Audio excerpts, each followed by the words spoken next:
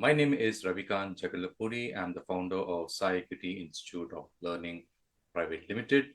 I extend a warm welcome to each and every one of you for my course on curiosity and lifelong learning. So, in this course, we'll go through the neuroscience of curiosity, just go behind the mind in terms and identifying the ways and means in terms of how the working is and what we can actually do to tap and get curious as much as we can. Curiosity mindset drives innovation, they say, right? Someone who's actually curious gets into the detail of things and not just being happy with the surface information as such. It digs deep, questions people, researchers, and stuff like that, and able to come up with insights which help innovation, right? It can help in problem solving ability as such, right? Now, in our professional lives, in our personal lives, we do encounter problems. That's normal.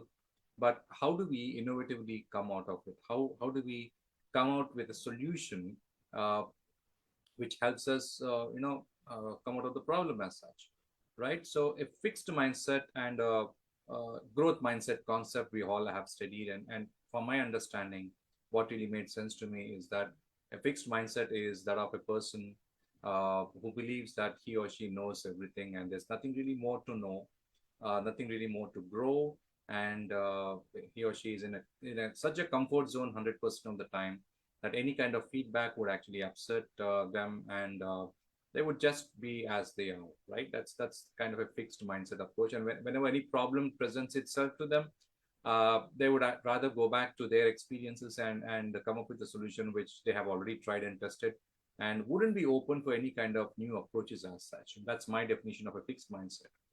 But a growth mindset is someone uh, who is open to explore solutions which haven't been explored, is open to R&D, research and development, is open to a dialogue, is open to make mistakes and fail and learn thereby, right? So as much as you fail, so much you can actually learn. If you look at Edison, who invented the bulb, he failed 1,000 times, and the 1,001 time is when he invented the bulb. Now, we don't have 1,000 ways in a professional setup. We can't really make too many mistakes. If you make a mistake, we know what happens being out of the companies pretty soon. But growth mindset actually helps us explore things, and that's exactly what companies also need. They will be in a lookout for leaders who have the growth mindset.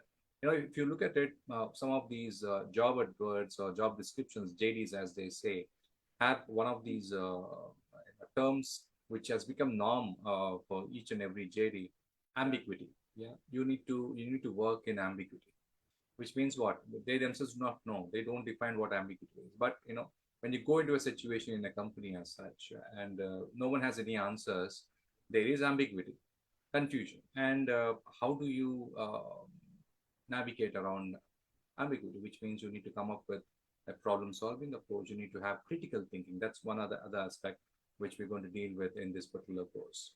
So three things I'm going to cover. One is how a curiosity mindset can drive innovation. That's number one. Problem solving and critical thinking, these are the three which we will actually have a look at it. And we will look at practical strategies which work for me, and I've done my own R&D in terms of what strategies have worked for different people. So the insights which I'm going to share are not just from my own experience, but experience of my friends and others. And I do refer to a lot of journals and books, uh, and videos, uh, to call out the kind of insights I'm going to share with you. And wherever I share an insight from a source, I'm going to quote that source in the course, so that there's a copyright law that we need to abide with, and I will definitely abide with that as such. Right. So yeah, in this digital age, how do we foster a culture of curiosity in the workplace and cultivating curiosity in personal development and interdisciplinary thinking? So these are the topics that I'm going to deal with in this particular course. It's going to be exciting. I'm going to narrate a lot of stories from my own experience.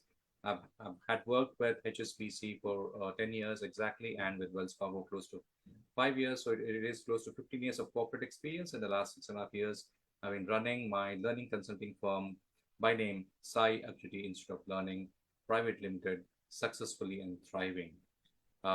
So, again, a warm welcome to each and every one of you, and let's begin. Thank you.